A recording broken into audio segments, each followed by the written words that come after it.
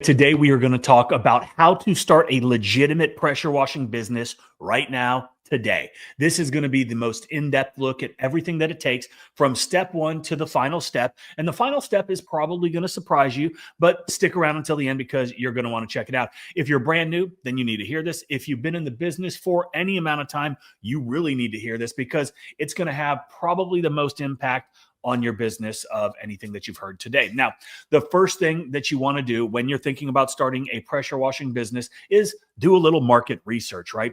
You need to know what is happening and who is running pressure washing businesses in your area. So it's pretty simple. Open up the laptop, get out your phone, go to Google and search pressure washing businesses near me, right? Chances are there are going to be quite a few businesses, but the most important ones to pay attention to are probably the first 5 or 10. These are your fiercest competitors, the guys doing all the right things to rank where they are. This is who you want to study. This is who you want to evaluate. This is who you want to replicate because we want to mimic success. Now, the next thing that you need to do is determine what your service area is going to be. We only travel about 60 to 70 miles from our home base because windshield time is wasted time. We want to maximize the time spent on a customer's property, generating revenue, not driving around.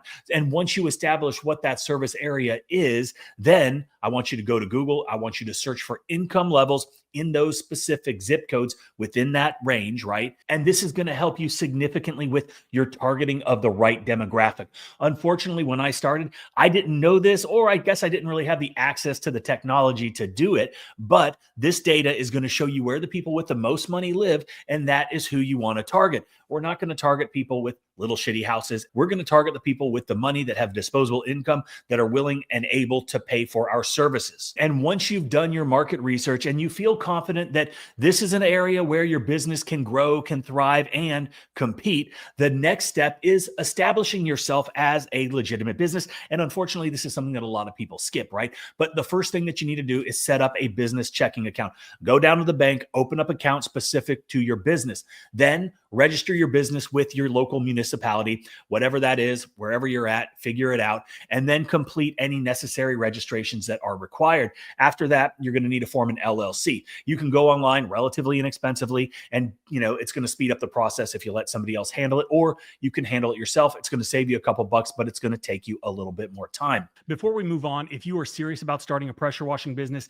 you need to look into How to Wash Too. This is the most comprehensive, in-depth training ever created for both residential and commercial pressure washing. A full 8-hour masterclass designed to take you from beginner to expert. It is a complete system covering everything you need to know to wash any surface on any property the right way. You'll learn how to mix chemicals, apply them properly, and tackle every surface from houses and driveways to commercial buildings, parking garages, and more. We go deep into property protection and safety, showing you exactly how to prevent costly mistakes that can ruin jobs, kill plants, and even injure yourself. You'll get a full breakdown of soft washing and pressure washing equipment so you understand what to use, when to use it, and why. You'll also see on-site job walkthroughs where we walk you through real jobs step by step, explaining everything as we go. You'll get hands-on techniques, expert insights, and real-world knowledge that will save you time, money, and frustration. So if you want to sharpen your skills, boost your confidence, deliver professional results every single time, it's half price right now. There is a link in the comment and description down below. Now, the next step is something, again, that a lot of people put off or they just don't think about right away, and that is business insurance, okay? So if you're just starting and you're not planning to do a ton of commercial work, then general liability insurance is probably enough. But if you want to get into commercial work, which I highly recommend because they are higher ticket jobs, you're going to need workers' compensation, even if you don't have employees, because most every single business requires this of businesses that they do business with. And so if you want to figure out how much that is going to cost, I put a link down below to the company that we use for both general liability and workers' comp. Totally free. Get a quote, no obligation. Check it out. See what it's going to cost you. And then the next thing that I highly suggest is getting some kind of business software to help you manage your business, keep track of customers, allowing you to send professional estimates, send invoices, and then allow your customers to pay you online, right? You have to make it easy as possible for these customers to do business with you. And you want to present yourself as professionally as possible, no matter how new you are to the business.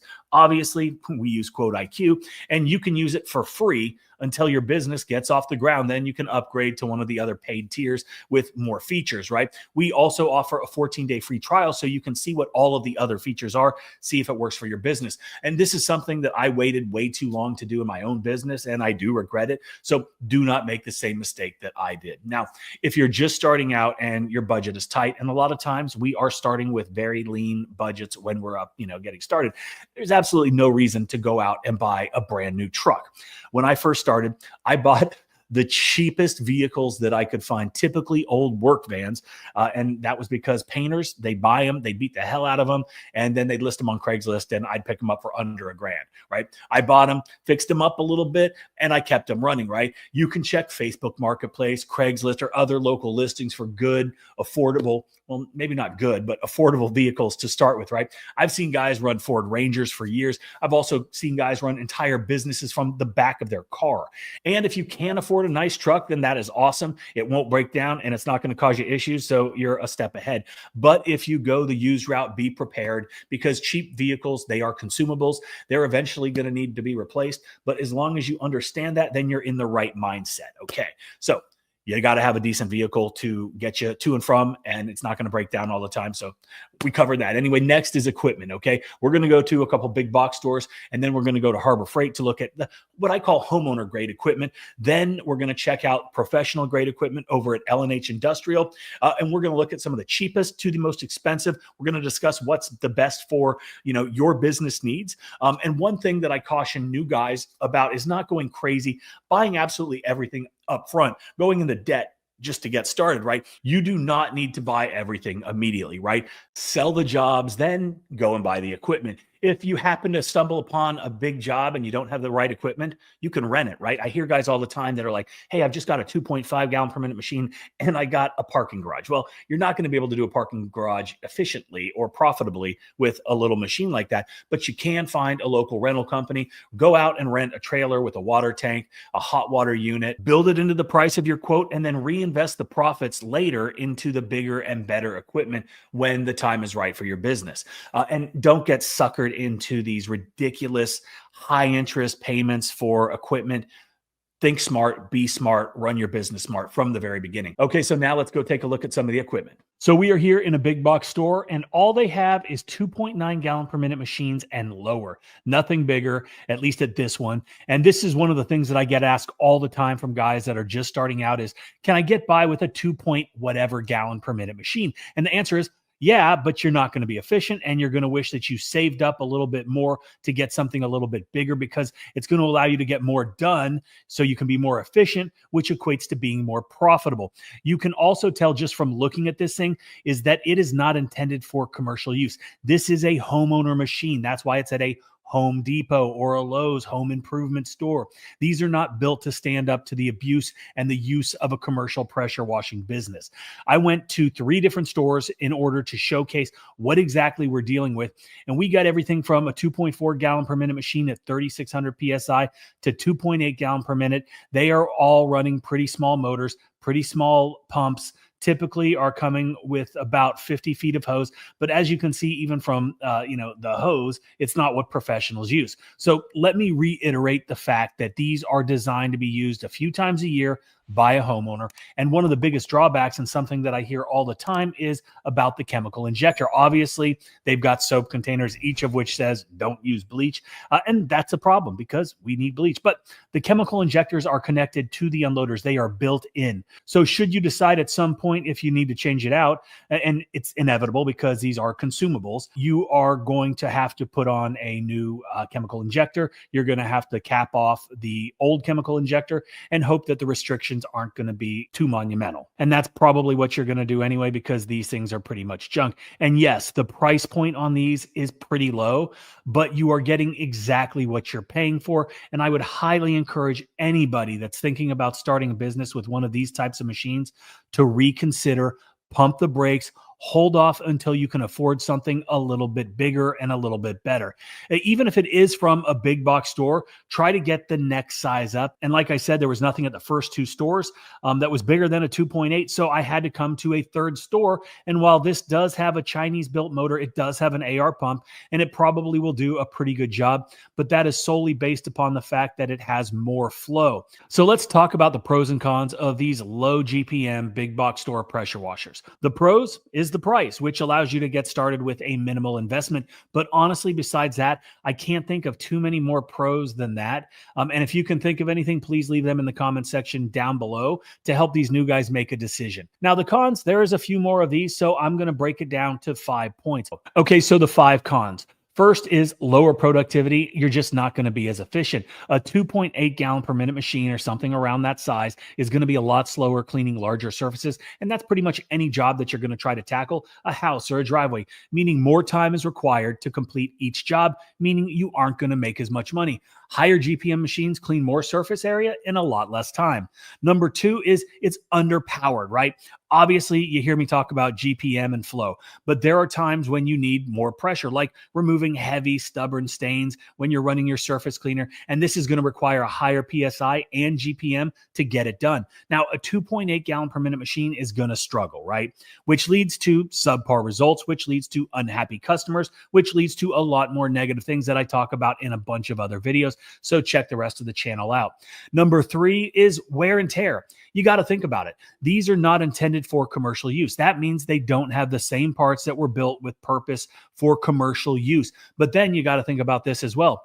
With lower flow rates, the machine has to work harder and longer to achieve the same results as a higher GPM unit, which means faster wear on parts, which probably are going to be a little bit harder to get, and then the maintenance costs. But you might also find that a lot of real shops are not going to be working on pressure washers that you buy from big box stores, which takes us to number 4, which is limited versatility, right? Surface cleaners, long range tips, turbo nozzles. These are things that you need to consider because they require a certain amount of pressure and GPM to operate efficiently, and lower GPM machines don't usually have the necessary power to operate these things. So you can get a surface cleaner for a small pressure washer, of course, but it's going to be really small. It's going to be really inefficient, and it's not going to give you great results. So number 5, the last one, is it's just not scalable, right? As your business grows, that little machine is going to very quickly become insufficient for the volume and type of jobs that you want to do, which means you're going to need to upgrade sooner than you anticipated, which means you're going to have to buy an entire new machine, and that's going to cost you a lot more money. You probably should have just waited, saved up, and then you don't have to replace it as quickly, right? Now, only one of the 3 locations that I went to had anything bigger. And again, it's a Chinese engine, AR pump, 4,400 PSI, 4.4 gallons per minute. This is going to be significantly more powerful.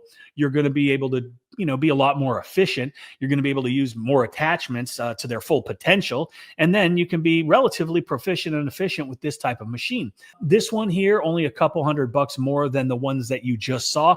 And while I suggest you save up for something bigger, this could be it, right? But before you make any decisions, let's go check out the pro grade equipment. Okay, so you have seen what is available for the homeowners, right? Guys that are just starting out that maybe don't have the capital to invest in professional grade equipment, but we're going to head over to L&H Industrial right now. They're my local supplier, and we're going to see what commercial and professional equipment looks like. And this is stuff that's going to last for a long time. It's not homeowner use. It's not for 1, 2, 3 times a year, which is what most homeowner equipment was designed and built for. That's not what you want for your business. But I think you might be surprised at some of the prices that we're going to see over here. And let's go check it out. So we're up here at L&H, and we're going to look at a couple different machines, right? From a roll-around unit, and then we're going to look at some cold water skids and then some hot water skids. We're going to be looking at the features and the specs as well as cost to give you an understanding of what you can expect from pro-grade machines. And I did want to make one thing very clear is I have no association with any of the brands or the companies in this video or L&H Industrial.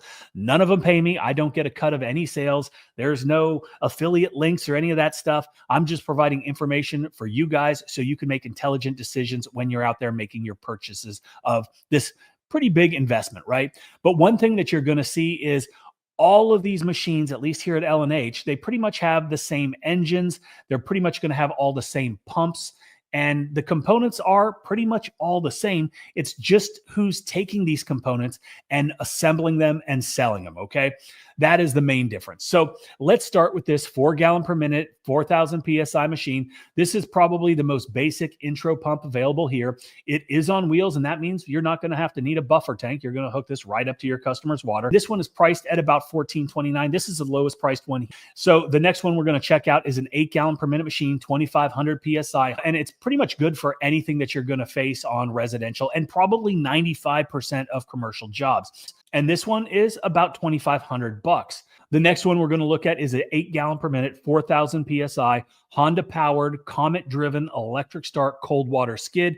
This one is just under $5K. This next one we're looking at is a 4 gallon per minute, 4,000 PSI, Honda GX 390, and it's about $5,200. Okay.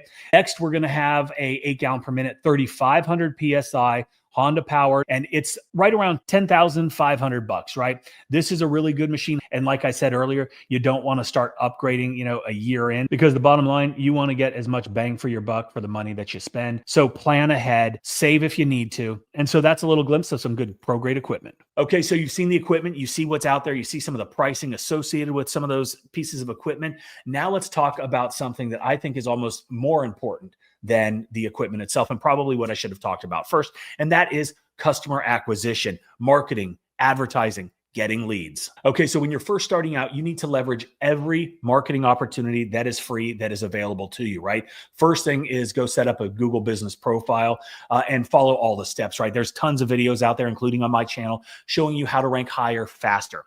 Okay, open up your phone, go into your contacts and text every single person that you know, right? Let them know that you started a business. Ask them if they need anything or if they could recommend you to friends, right? Referrals are great. Then follow up in a couple weeks. Don't be afraid to follow up, to ask for help from the people that you know. And then you want to go to the Facebook groups. You want to go to Nextdoor. You want to post every single day about your business, the services that you offer. Have a compelling and undeniable offer that makes people want to do business with you, right? Those are the things that you can do every single day for free. And then beyond that type of digital marketing, you need to have boots on the ground, right? Bandit signs, flyers, postcards, business cards, door knocking, all of these things play a crucial role in getting your name out there, right? And the really important thing is marketing has to be consistent throughout the year. Don't just do it when you're slow, do it all year round, right? And customers, they need to recognize and they need to remember your brand. So be memorable, spend some time on that. And it's okay to invest a little bit into your branding, right? Don't just go to ChatGPT and have some generic looking, AI looking logo, right? Be original, spend some time, spend a couple bucks and get something that is actually going to be memorable. Okay. And like I said, lots of ways to do it, right? Posting in the Facebook groups, using Nextdoor, even Craigslist. I know some guys still have success over there. And those obviously probably not your ideal customers, but when you're starting out, any paying customer is a good customer, right?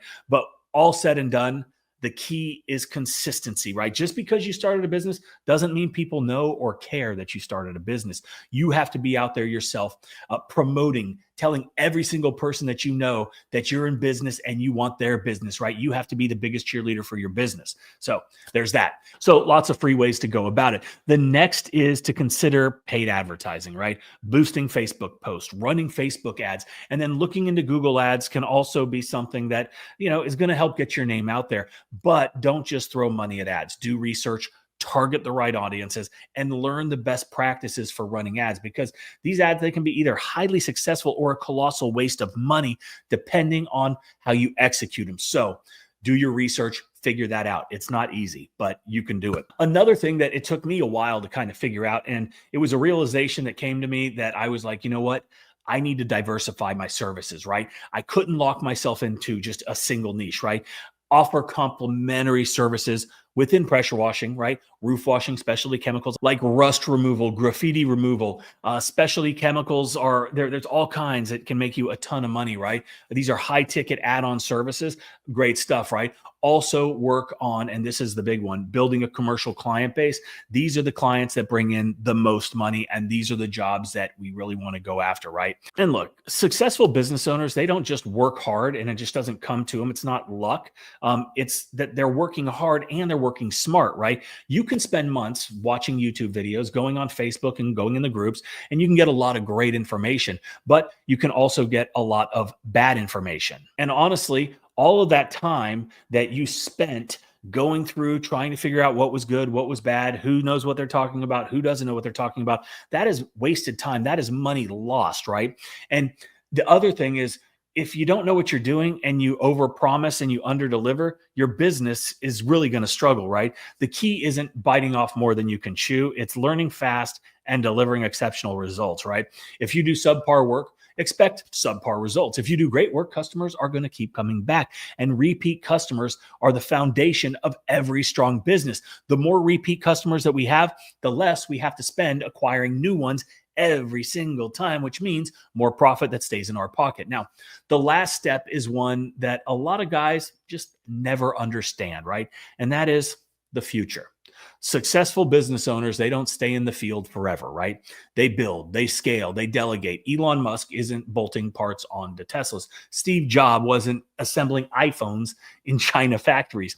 Could they do it? Yeah, absolutely. But when you build a business, you put systems in place and you build a team, then your role shifts, right? Entrepreneurs with real vision aren't satisfied staying on the truck forever. They build something bigger. They create an exit strategy that doesn't involve working until they die. Set goals, hold yourself accountable, surround yourself with people who are going to help you achieve these goals. And that's how you build a successful pressure washing business today. I hope you enjoyed it. If you've got any questions, leave me a comment down below. And that's about it.